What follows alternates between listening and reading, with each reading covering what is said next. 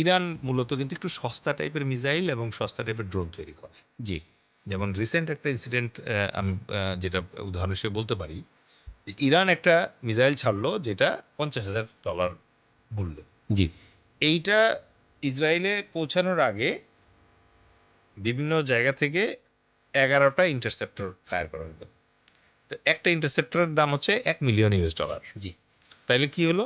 $50,000 দামের আপনি একটা মানে মিসাইলকে ধ্বংস করার জন্য $11,000,000 খরচ করলেন।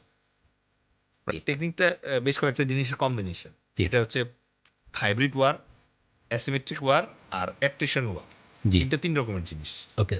তো এই ৩টার সে একটা কম্বিনেশন আছে। কম্বিনেশন কি?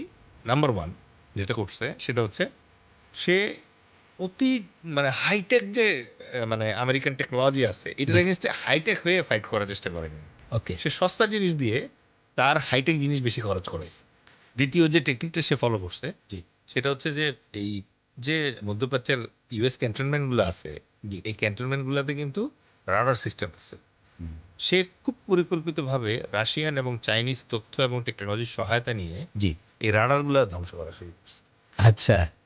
আচ্ছা, যেমন থার্ড যখন ধ্বংস হলো, ইট ওয়াজ রিয়েলি মানে ড্যামেজিং ফর আমেরিকা। যেমন 4 বছর লাগবে এই থার্ডের আবার এটা একটা বসাইতে।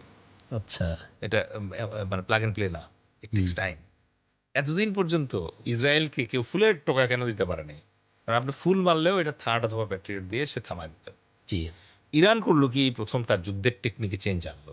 সে আমেরিকান সৈন্য অথবা ইসরায়েলি সৈন্যের ব্যাপারে মাথা ঘামালো না। হুম। সে করলো কি আস্তে, আস্তে এই যে আইজ অ্যান্ড ইয়ার্স গুলো আছে এগুলো ধ্বংস করলো। এর ফলে একটা ভয়াবহ জিনিস হলো। আগে যেটা হতো যে আপনি ইরান থেকে যখন একটা মিসাইল মারবেন, জি। এই মিসাইলটা আকাশে ওঠার মাত্র মানে মিসাইলটা লঞ্চ হওয়া মাত্র ইসরায়েল টের পেয়ে যেত আমেরিকান এই টেকনোলজির কারণে। জি। এবং তারা কম বেশি 20 মিনিট সময় পেত। আচ্ছা, একটা মিসাইলকে ধ্বংস করতে? একটা মিসাইল মানে ইন্টারসেপ্ট করতে জি। তারা 20 মিনিটেরও বেশি সময় পাইত। ওকে। আর এই যে চোখগুলো ধ্বংস হওয়ার কারণে জর্ডানে, সৌদি আরবে এবং বাহরাইনে জি। যে রাডারগুলো আছে এই রাডারগুলো ধ্বংস হওয়ার কারণে এখন 20 মিনিটের জায়গায় তারা অনলি 1.5 মিনিট সময় পায়। ও! ঠিক আছে?